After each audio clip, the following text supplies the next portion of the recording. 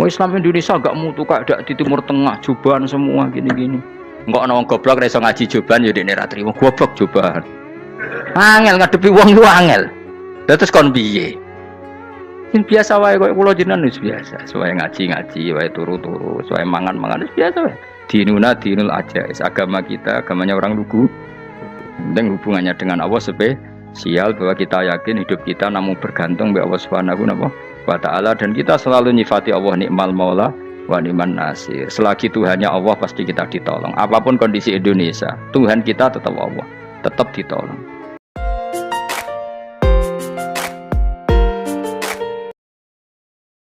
Pokoknya sing ora hafal Quran lah, ibu-ibu hafal. Yo syaratnya. Terus sing ora hafal ibu-ibu hafal kudu hafal ayat iki. Paling gak yo hafal maknane. Ya tak wacana sitok-sitok. Summa aurasna, manan kemudian saya kasihkan. Kasihkan karena anak dimaknani waris itu kan kesane sing ngekeki mati. Padahal Allah ora mungkin mati. Mulane Imam Suyuti urun atoina, manane aurasna iku atoina paring. Kok nak dimaknani waris kesane kan yang memberi mati. Padahal pangeran ra bakal mati. Ono Imam Suyuti. Cara aku niku wong Isra kabeh no maksudnya ora ngono. Mulane aurasna mek dekne diganti apa? Atoina. Ya agak ulama dadi ra roh karepe. Nak kula ora karepe aurasna iku kan waris. Waris kesane kan mati. Terus dekne urun atoina. Terus Alkitab iku kitab apa saja, Injil ya kitab, ya kan? Alkitab. Lah kuwatir diarani Injil, dekne Imam Suyuti urun Al-Qur'an. Wis bener to iki? Paham ya? Kowe tak warai dadi wong alim ya. Wes bener. Ya salim berarti. Soleh boyong cara santri soleh boyong. Soleh. Nah, ayat ini menurut saya bukti bahwa kita pasti benar ya. Terus kita ini kelompok ahli sunnah napa? Wal jamaah itu pasti benar. Meskipun secara personal kita salah, tapi mazhab kita pasti benar. Ya apa ayat ini? Kan jelas ayatnya. Kemudian kitab ini, Al-Quran ini tak kasihkan orang-orang yang kami pilih. Orang dipilih Allah itu kan kelas super. Ya kan? Allah yang milih loh, bukan sekedar lembaga negara. Allah yang milih, itu kan berarti super. Tapi kemudian orang super itu uniknya Allah bilang faminhum dzalimul linafs. Orang yang saya pilih itu kemudian ada yang kelakuannya itu kurang ajar, zalim. Sekarang pertanyaannya, orang yang zalim itu bagian dari yang dipilih apa keluar dari yang dipilih? Keluar bagian apa keluar? Bagian. Makanya cara ahli sunnah wong fasik ora keluar dari Islam. Mergo minhum rujuke je alladinas tofaina. Paham ya mulane ora usah terprovokasi wong-wong. Wong nek zina ora Islam, dosa gede ora Islam, nyekel patok kuburan ora Islam, dikeris ora Islam. Iku keliru. Wong Allah dhewe dawuh kemudian Quran ini tak kasihkan sama orang-orang yang kami pilih. Lah yang kami pilih itu ada yang berstatus dolim. Artinya yang dolim pun masih berkategori yang kami pilih. Artinya minimal tidak keluar dari Islam. Itu kan normal. Misalnya saya sebagai pelatih milih 11 pemain. Ya tentu setelah di lapangan ono sing dolim kan. Mau ngamun toh. Mau kerobok toh. Tapi tetap dia pilihan kan. Tapi tentu nanti yang terbaik ya yang kerja keras, yang ngegulno. Tapi kan tetap dia sudah pemain di dalam situ. Jadi jelas ya. Makanya ya saya ulang lagi ya, tak latihan. Misalnya ja'an nasu, misalnya manusia itu datang faminhum zaidun, waminhum amrun, waminhum bakrun. Artinya ketika kata manusia itu pasti memasukkan zaid, amr, bakar. Orang-orang yang dipilih Allah itu ya siapa saja, yang penting kategorinya dipilih. Meskipun setelah dipilih Allah itu ada yang berstatus dolim. Nah kenapa tetap dipilih Allah? Ya karena dia punya status. Tak warai ya dadi wong alim. Anggap wae Lailatul Qadar ora usah darani ganjil, sing darani ganjil ya sapa. Aneh-aneh. Lailatul Qadar ya mulai tanggal 1 Ramadan. Malah ulama darani mulai ruwah, iso wis ruwah wingi. Wis bar. Kula sering tok Lailatul Qadar kadang mulut, kadang Dzulhijjah. Kula kan jenisnya on time. Kayak wong melarat, dene dhuwit pendak entuk THR.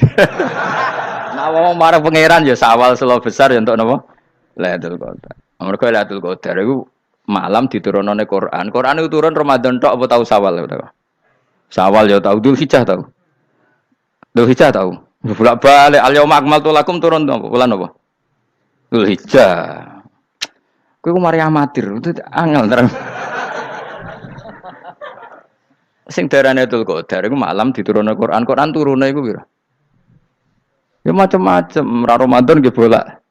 Lah tapi ono kelas-kelas premium, ono kelas umum, sing kelas umum wis pokoke Ramadan. Sing ganjil, ganjilnya dipilih salah sitok. Dadi iku pembatasan apa? Nah, Quran dhewe turun coba surat paling terkenal, ayat paling terkenal al yauma akmaltu lakum turun tanggal piro? Tanggal 9 Arafah Dzulhijjah ne haji wada.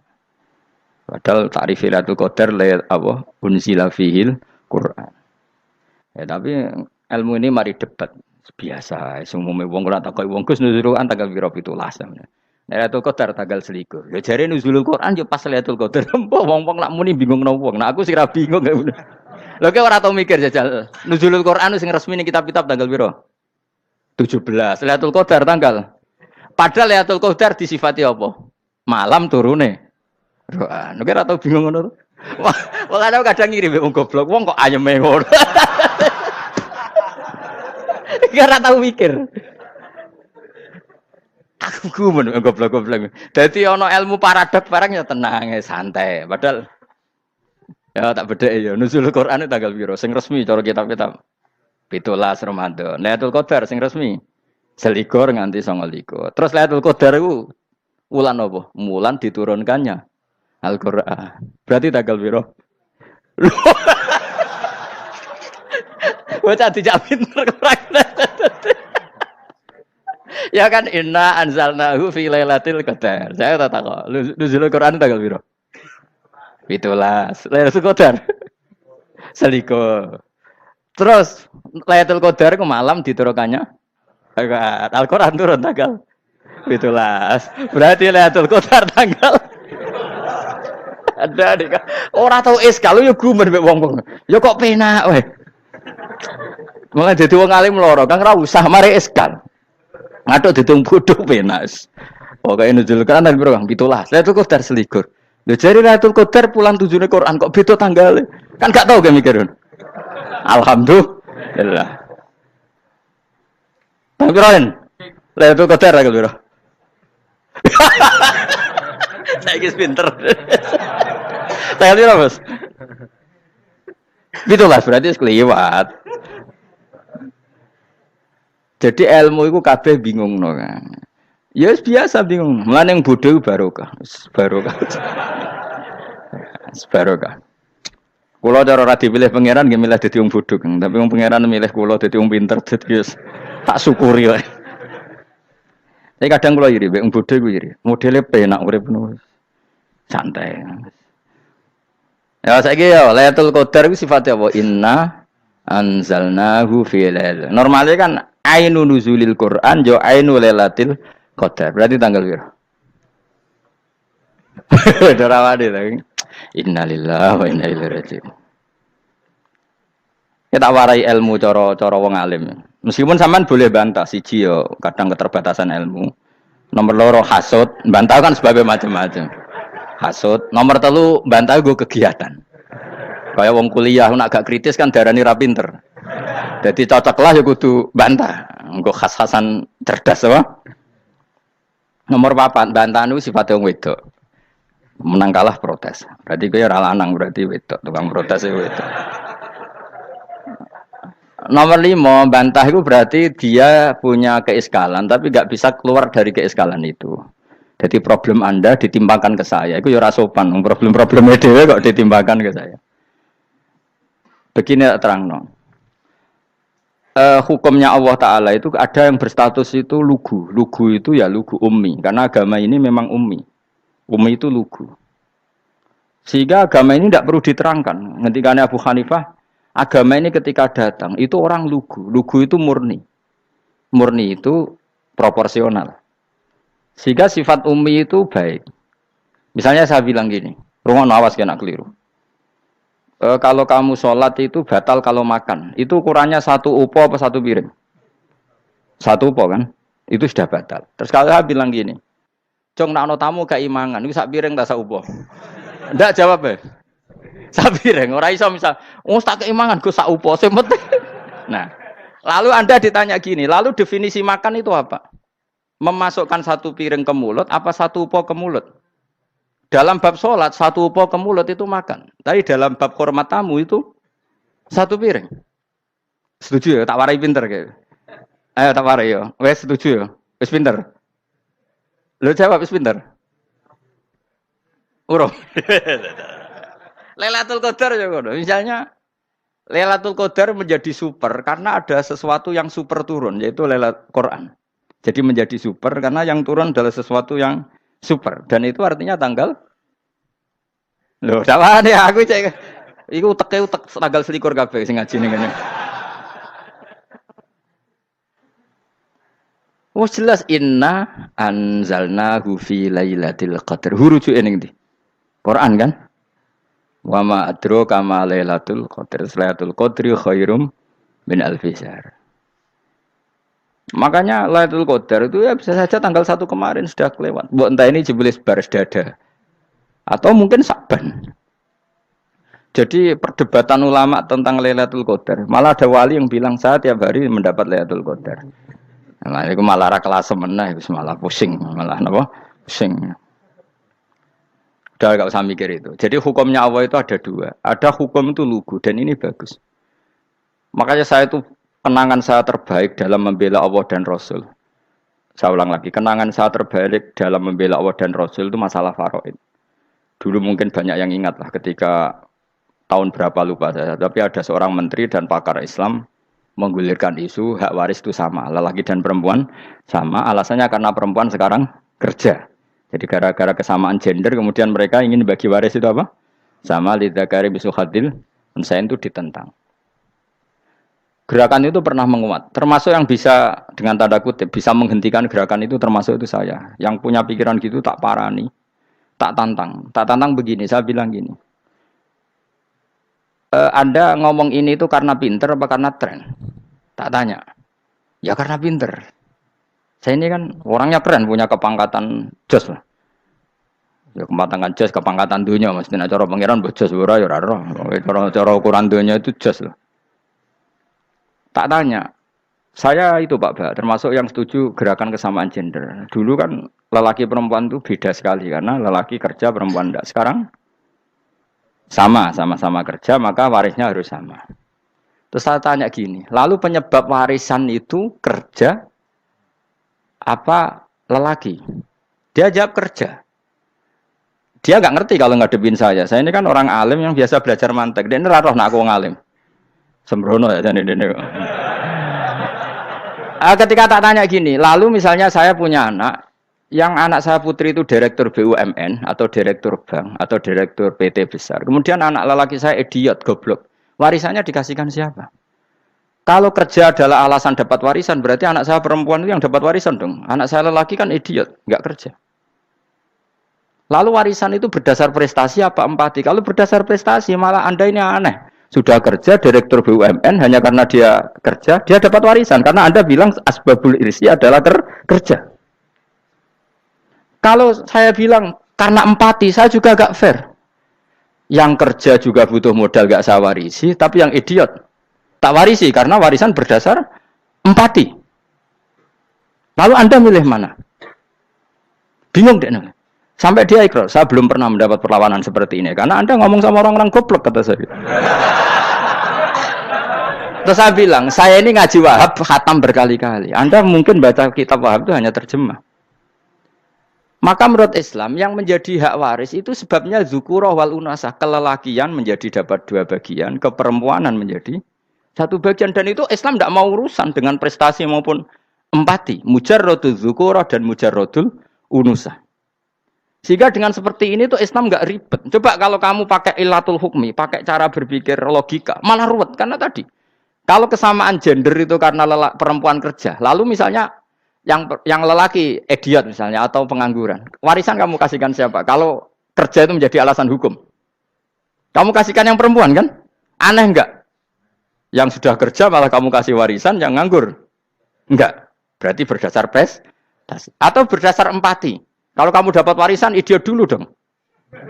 Idiot dulu, goblok dulu, kecelakaan dulu, baru dapat warisan karena dapat empati. Yang sudah PNS nggak perlu dapat warisan karena sudah Juga ruwet. Fikih seperti ini ruwet enggak? Ruwet. Nah, kata Imam Haromen gurunya Imam Ghazali, agama itu kadang dinuna dinul ajais. Kita ikut yang lugu saja. Allah bilang lelaki dapat 2 bagian dari perempuan, ya lelaki ya yang punya alat kelamin, penis.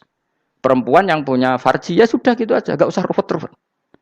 Kenapa begitu? Ya sudah seperti itu. Nanti lama-lama gini kalau diterusin. Ada seorang dokter fikih perempuan.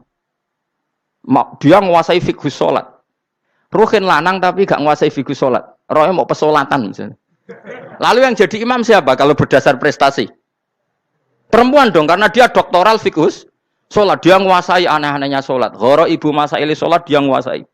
Sementara Ruhin takoi sholat itu apa Ruhin? Pokoknya ini gugus ngadeg terus lugu. Terus ngadeg malih. Apa?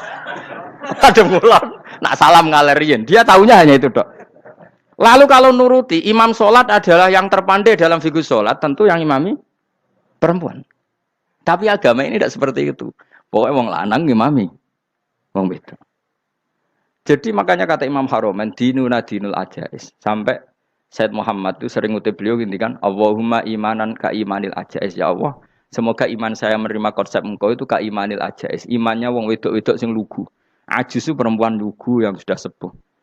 Jadi misalnya ngukur anak seneng ya anak kono gedang goreng, ngekei duit, ya lugu saja. Itu bagus. Daripada kamu pakai argumentasi, karena argumentasi ini sebetulnya kelihatan cerdas, tapi ada kebodohan masif. Karena tadi, kalau hak waris kita otak-atik dengan prestasi, maka yang pro empati akan protes. Paham ya? Masa yang sudah kerja dikasih banyak, yang idiot enggak. Tapi kalau berdasar empati juga aneh. Masa dapat warisan harus goblok dulu, harus kecelakaan dulu. Maka Rasulullah pernah ngendikan ketika ditanya, lalu warisan untuk siapa ya Rasulullah? Nabi jawabnya lucu. Fali aula rojulin dzakarin. Jadi Nabi sempat ngendikan kata rojul. Kemudian direvisi dzakarin. Fali aula rojulin dzakarin. Semua ulama ngendikan dzakarin di sini adalah badal. Nabi ngendikan rojulin, kemudian Nabi ingat kalau rojul itu identik dengan lelaki dewasa. Apa? Kemudian Nabi mengulang lagi dzakarin, tidak harus dewasa, yang penting lelaki. Jadi meskipun baru lahir, kalau dalam keadaan baru lahir namanya apa? Kan dzakarin kan? Belum bisa dikatakan rojul. Paham ya? Nabi ngulang 2 kali, fali aula rojulin dzakarin. Ini penting saya utarakan supaya clear. Jadi agama itu gak usah diotak-atik. Ya itu tadi, misalnya imam sholat itu lelaki. Ya sudah lelaki. Lelaki itu apa? Yang punya alat kelamin lelaki. Jangan dibalik ini. Yang dikatakan lelaki itu orang kuat. Sehingga meskipun perempuan kalau kuat, misalnya perempuan anggota poluan, lelakinya cemen, idiot, maka imamnya perempuan gitu. Karena makna lelaki adalah kuat. Ini keruwetan. Jadi agama itu tidak seperti itu. Nah sekarang kembali ke pilihan. Yang dikatakan pilihan itu orang hebat. Apa yang dipilih, apa berdasar definisi, apa berdasar kehendak yang milih. Loh kok mulai do pinter, tumben do pinter. Alam raya ini milik Allah. Dan semua di alam raya ini milik Allah. Maka dipilih tidak dipilih itu terserah yang punya, apa terserah kita. Apa terserah kriteria, apa terserah definisi. Dalam konteks kita sebagai objek diambil, tentu terserah yang punya. Kemudian Allah bilang, orang-orang itu saya pilih.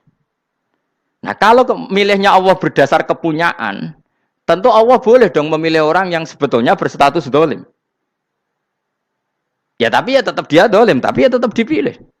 Kenapa ya? Karena Allah yang punya. Saya misalnya orang kaya, boleh nggak punya HP buruk? Boleh kan? Terserah saya. Saya orang kaya, beli HP mahal, medium dan paling buruk. Boleh enggak? Boleh saya yang punya. Nggak boleh, Gus, dengan orang kaya harus beli HP yang mahal. Yang bilang harus siapa? Nah kegoblokan kita ini seperti ini. Nak wong sugih HP ini kudu larang. Nak wong alim kudu bojone ayu. Sing kudu darani kudu ayu ku sapa? Nak maji jalan kudu swarga. Lho kudu iku sing swargane mbam tapi kudu. Nah, kita ini sering berpikir ngatur Tuhan. Nah Indonesia negara yang mayoritas muslim terus Islam Indonesia kudu dadi sampling Islam seluruh apa? Dunia. Ya ora usah sombong ngono ya keben. Mayoritas juga wonge kakean ngono ae ora perlu GR jadi sampling percontohan Islam internasional ora perlu ngono. Lah misalnya terus dadi contoh misalnya nang Masjid Haram niru Jumatan ning Indonesia berangkat mbek do rokokan. Bariku tekike diusep-usepno ning pojok pager.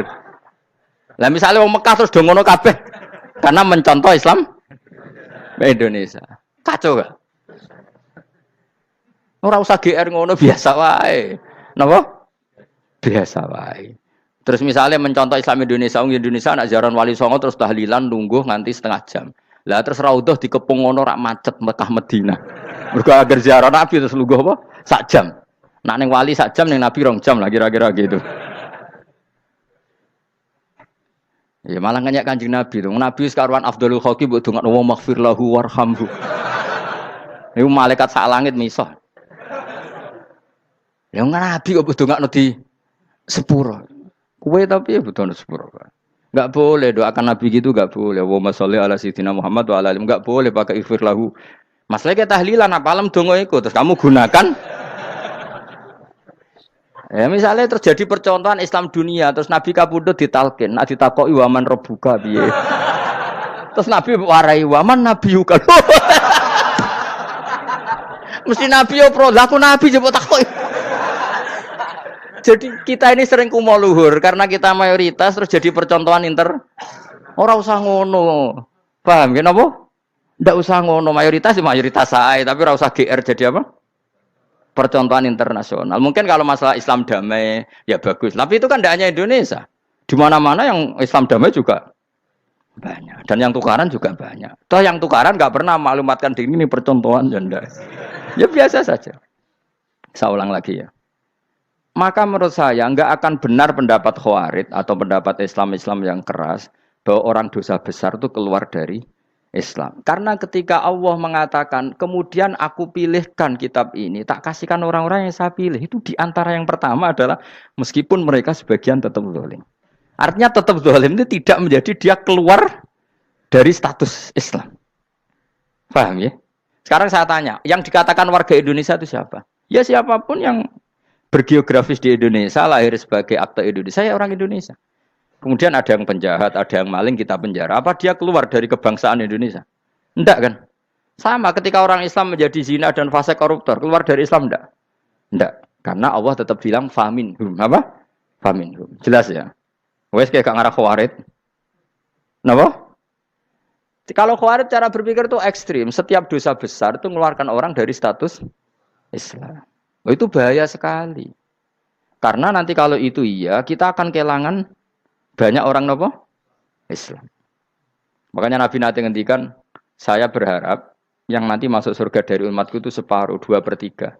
Itu kata ulama-ulama. Kalau kita pakai mazhab Khawarij, orang Islam itu tidak sampai 1/3. Karena banyak yang keluar dari Islam. Duwe keris gak Islam, duwe akeh ra Islam. Nglakoni jimat gak Islam, nyekel patok gak Islam, dosa gede gak Islam, korupsi gak Islam. Terlalu banyak yang kita usir dari Islam. Lalu kita ngusir atas nama apa? Coba. Kalau atas nama Tuhan, kamu tidak Tuhan. Atas nama wakil Tuhan, Tuhan tidak pernah mewakilkan ke Anda. Orang-orang mandate. Yang kita tahu dari Quran ya ayat ini, tsumma awrasnal kitabal ladzina astafaina min ibadina. Kemudian kitab ini tak kasihkan orang-orang yang saya pilih. Dan orang yang saya pilih itu faminhum zalimul li nafsihi.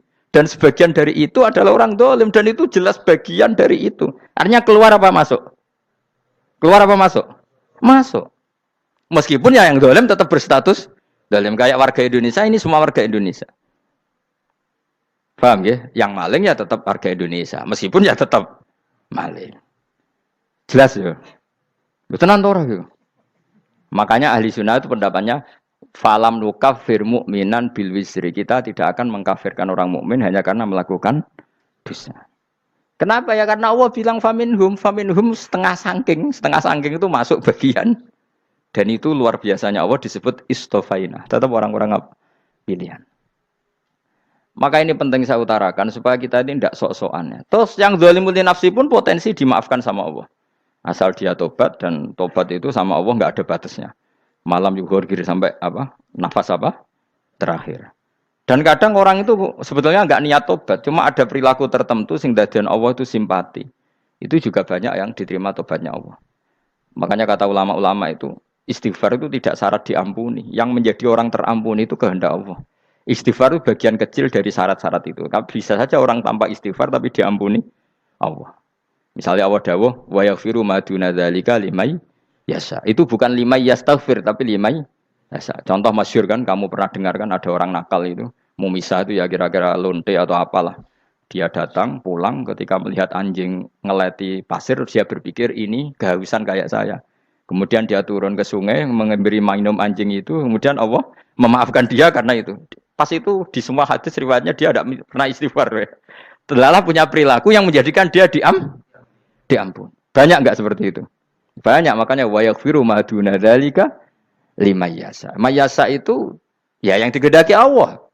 Bisa saja kalian ini sering istighfar tapi enggak dimaafkan Allah. Tapi delala punya satu perilaku yang cara Allah itu penting, kemudian dimaafkan. Kayak Saharatu Fir'aun itu dia tidak pernah istighfar, tukang sihir Fir'aun. Dia diampuni Allah dikasih iman tuh gara-gara jadi wong Jogja. Wis ngono tok. Jadi pas mau duel adu sihir. Iku dalah dekne mendingan ya. Qalu ya Musa imma antulqiya wa imma annakuna nahnul mulkin. Monggo jenengan riyen napa kula riyen. Dadi gara-gara dekne didikan Jogja niku. Lah wong ape duel, mestinya tarung itu semakin cepat mengambil kesempatan kan semakin menang. Ini sudah jelas tarung. Ngapunten jenengan riyen napa. Lha iku pangeran itu terus simpati. Wong kok sopane ngono apa? Akhirnya Allah memberi iman gara-gara apa? Imma antulqiya wa imma annakuna nahnul mulkin. Monggo jenengan riyen. Lah Musa juga Allah juga gak terima kalau nabinya kalah sopan. Sehingga Allah memerintahkan Musa adalah sopan. Mboten jenengan mawon. Jadi Nabi Musa qala bal alqu. Jadi Nabi Musa enggak jenengan riyen mawon. Jadi coba itu kan unik. Dia tidak ingin diampuni Allah, tapi adalah dia sebenarnya satu perilaku yang menjadikan Allah itu simpati, yaitu kesopanan dia dengan Nabi Musa. Imma antulqiya wa imma annakuna nahnul. Nabi Musa juga bilang qala bal alqu moga jenengan riyen mawon. Akhirnya sakar nggih nak ngoten. Makanya Firaun tuh mangkelnya bukan main. Ketika pertunjukan itu akhirnya kan Saharatu Firaun kan kalah. Setelah kalah langsung iman. Maka kata Firaun, ini jelas Musa itu guru kamu. Cuma pura-pura saja kamu pro saya. Lah buktinya apa? Jare buktinya tadi monggo-monggonan gitu. Makanya Firaun bilang innahu lakabirukumul ladzi 'allamakumus sihr. Wah, iku mesti Musa iku gurumu. Padahal dia gak kenal sama sekali. Cuma gara-gara monggo-monggonan tadi itu akhirnya terus pikirannya Firaun. Wah, mesti wis kenal suwi mau gayane tok. Mergo gara-gara monggo-monggon, monggo jenengan riyen. Mboten, monggo jenengan. Jadi makanya sampean jangan putus asa. Makanya keliru sekali kalau kita bilang diampuni Allah nunggu istighfar. Enggak. Tentu istighfar penting, kita sepakat. Istighfar itu penting, kita sepakat. Tapi itu tidak satu cara-caranya Allah untuk orang bisa diampuni. Nabi misalnya yang ngendikan ana wa kafilul yatim ka hatani fil jannah. Coba. Orang sering istighfar sama kafilul yatim, kira-kira surganya cepat mana?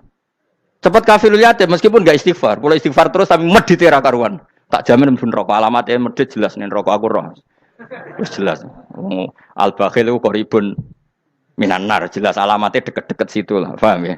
Wis jelas as-sakhi qoribun minallah, qoribun minan nas, baidun minan nar. Nah al-bakhil baidun minallah, baidun minal jannah, qoribun minan nar. Jadi wong medhit itu ya deket-deket situ alamatnya sudah jelas deket-deket neraka. Ana wa kafirul yatim ka hataini fil. Berapa? Apa semua yang dimaafkan Allah Nabi nyebut syaratnya istighfar? Kebanyakan malah enggak. Orang alim misalnya. Makanya orang alim kalau jarang istighfar kamu enggak usah iri. Orang alim tuh mulang tok. Itu langit bumi mintakan ampun. Wa innal alima lastaghfiru lahu man fis samawati wa man fil ard. Hatta khitan fil bahr. Orang alim itu otomatis dimintakan maaf oleh langit dan bumi sampai iwak ning laut. Mulane jendur aku sebab jarang istighfar. Aku sing istighfar is akeh sembrono. Langit bumi no. Mulane kula nu jarang istighfar bukan karena saya sombong, memanfaatkan istighfar mereka, no? Dan saya yakin itu lebih mandi timbang istighfar saya. Mun koman fi samawati nglebokno Jibril, Mikail, orang-orang keren, no? Makhluk-makhluk no? Keren. Saya baru cari hadis yang wa innal muta'allim sing ijek belajar tapi belum ketemu. Nanti kalau ketemu tak kasih tahu apa? Karena hadisnya yang saya baca masih wa innal alim apa? Orang alim jadi agak ketat. Nah, nanti kalau sudah ketemu wa innal muta'allima. Wah, nanti dicari. Tapi pasti palsu kalau ada itu. Karena semua tagnya itu apa? Alim. Atau ya kamu alim dibanding yang di bawahnya. Ya semoga itu masuk apa? Jadi dibanding orang Papua kan wis alim. Saya ulang lagi, ini penting sekali. Jadi latihlah jangan punya gerakan takfiri orang lain dianggap kafir, orang lain dianggap kafir karena Allah tidak pernah mengusir hambanya. Meskipun apapun salah najiyah, kata Allah tetap faminhum. Apa?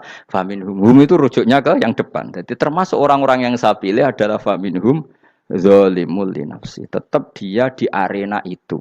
Nisbatnya Islam ya tetap di area Islam itu. Meskipun yang ya kayak warga Indonesia coba. Warga Indonesia itu siapa? Yang terlahir di Indonesia dan ber-KTP berkartu keluarga Indonesia sudah. Nanti tentu yang bajingan tetap bajingan, yang koruptor tetap koruptor. Tapi menjadi warga Indonesia terus keluar dari warga Indonesia. Tetap warga Indonesia. Kira-kira seperti itulah analoginya. Tetap istofaina, tapi tetap berstatus faminhum dalim. Tapi rujuknya kan tetap faminhum ikut setengah sangking alladzinas tofaina. Mulane ngaji sing tenanan. Kowe ora usah anut khawarit. Khawarit ku opo ngamukan. Sidik-sidik wong liya salah itu apa-apaan. Loh saya juga mangkel be wong dolim. Semua orang soleh mangkel be wong dolim. Tapi ya dihukum saja. Misalnya dalam Islam ada kisos, ada khat. Ada hadul qadzaf, hadus sariko, ya hukuman saja, tapi hukuman itu tidak bisa menghilangkan status. Ya sama seperti manusia tetap manusia, meskipun apapun dia ya manusia. Ya tadi misalnya manusia itu siapa? Ya manusia itu ya manusia. Terus kamu bikin orang yang standar ideal manusia adalah yang berperilaku baik, yang enggak pernah salah. Kemudian kalau Zaid itu maling berarti tidak manusia. Terus barane apa? Ketek. Tidak bisa, makanya kembali lagi dinul aja. Kamu bikin definisi manusia itu tidak usah seangkuh itu. Manusia seperti ini manusia ya sudah, maling ya manusia, orang soleh ya manusia, orang sedengan ya